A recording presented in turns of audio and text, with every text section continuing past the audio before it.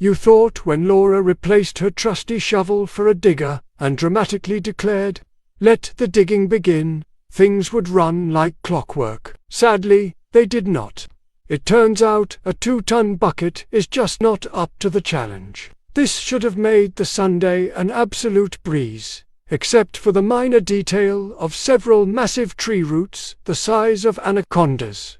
When heavy machinery fails, the only woman for the job is Laura and her sidekick Dad, armed with nothing but a gardening trowel and a dustpan. Yes, the same tools you'd normally use to repot a houseplant or sweep up toast crumbs. Hours of agony followed, complete with back spasms, hand cramps, and the occasional mild breakdown, all whilst the digger sat watching like a nosy neighbor glued to the window. Even the trowel started to look like it needed physio. But Laura's determination powered on. Apparently, letting the mains electric and the water supply crews turn up in the week to unfinished trenches just isn't an option.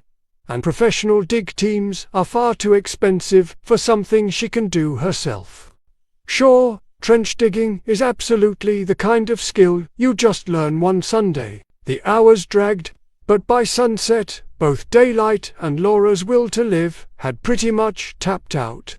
Still, by 7 p.m., the trenches were miraculously complete. Tears would have been shed, but Laura's tear ducts were long since clogged with dirt and despair. Victory was hers. And with mud wedged in every crevice imaginable, all that remained was collapsing into a hot bubble bath. Laura's vanished again. Gone MIA, but considering she's juggling a full-time job and renovating an abandoned house, I think we'll let her off the hook for not updating us sooner. She and her legendary father dug so much trench a few weeks back, it looked less like a home renovation and more like an escape plan. Honestly, at one point I nearly notified Border Control in case they popped out in Australia with a spade in hand. When Laura finally saw the new water pipe she'd spent days digging over a meter-deep trench for, she was less than impressed. Underwhelmed doesn't quite cut it. After all that sweat and backache, what did she get? A skinny little blue tube that looked more like it belonged in a hamster cage than a house renovation. Let's be honest, ladies. This isn't the first time we've put in a lot of hard work only to be met with crushing disappointment in the size department. Laura moved on and buried her disappointment under pea gravel for protection. Think fairy dust, except dustier and much heavier, just magical. Then the big boys rolled in. Professionals with actual tools and fewer existential crises. A new water main got cut and connected from the road, and some extremely laid-back daredevils casually moved live electrical cables. Picture someone's eccentric uncle showing up in a shower cap, rubber wetsuit, and flip-flops, not taking life too seriously. Naturally, Laura vibed with them immediately. Finally, the Sparky arrived like a caffeinated wizard and threw in temporary power inside and out. And just like that, the abandoned bungalow now has water and electricity. First things first, kettle on, cup of teas were made, and incredibly no one blew up. After celebrating with a modest cup of tea or three, Laura finally came to terms with the brutal reality that all the hard work and those tragically disappointing pipe dimensions were destined to be buried. Being the generous director she is, Laura granted her dad a well-earned day off.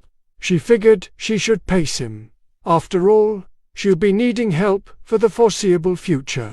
And since she treats her OAPs with the utmost respect, she only demands 1 full day of back-breaking labor a week, and only pays in love. Speaking about love, Laura roped in more pensioners.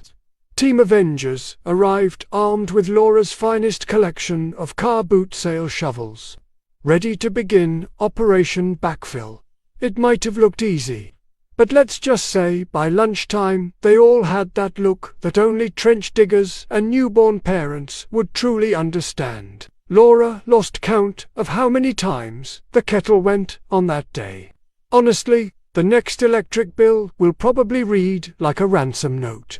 But between the gallons of tea, endless catch-ups, and long hugs, roughly 10 tons of dirt miraculously made it back into the trenches. Moral of the story: if you're ever tempted to buy an abandoned house that needs major TLC before the professionals can even start, make sure you've got a small army of pensioners on speed dial. Not only will they share the labor and their ibuprofen, but the memories made are priceless. Oh, and they always turn up with a buffet lunch.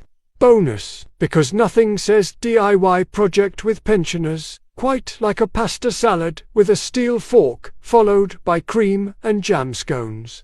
Laura's mission after work today was simple: clean up Wuthering Heights, the classic novel she'd rescued from the abandoned bungalow.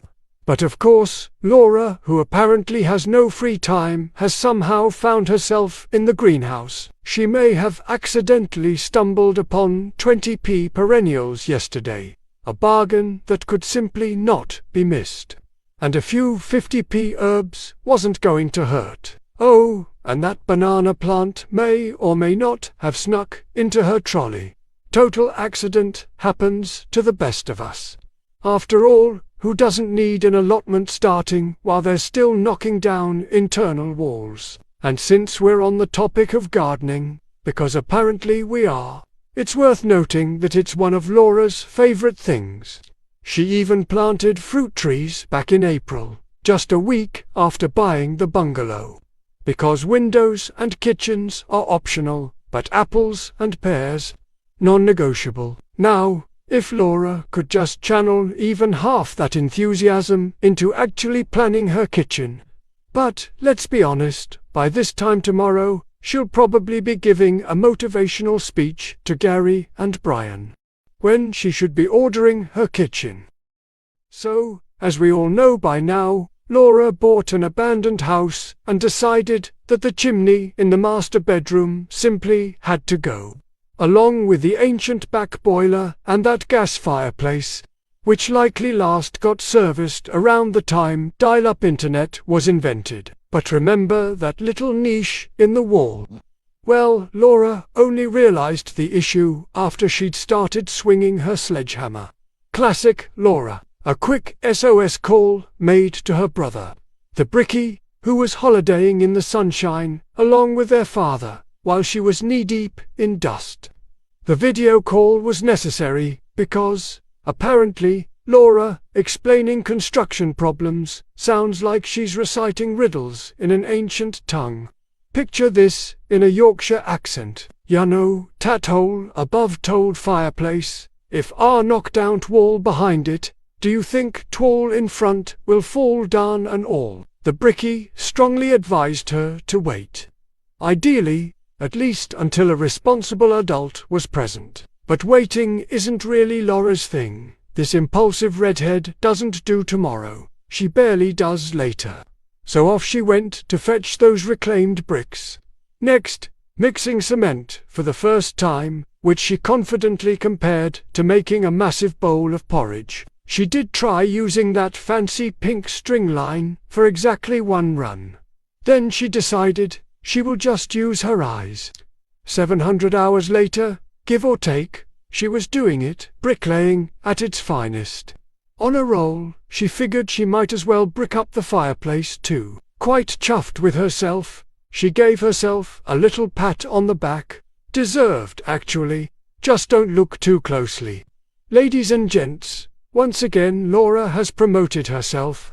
Among all her other self-appointed titles, she is now calling herself a bricklayer extraordinaire.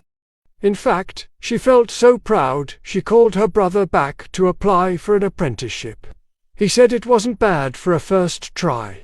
Though, to be fair, that may have had more to do with the Caribbean rum in his system and the white sands between his toes.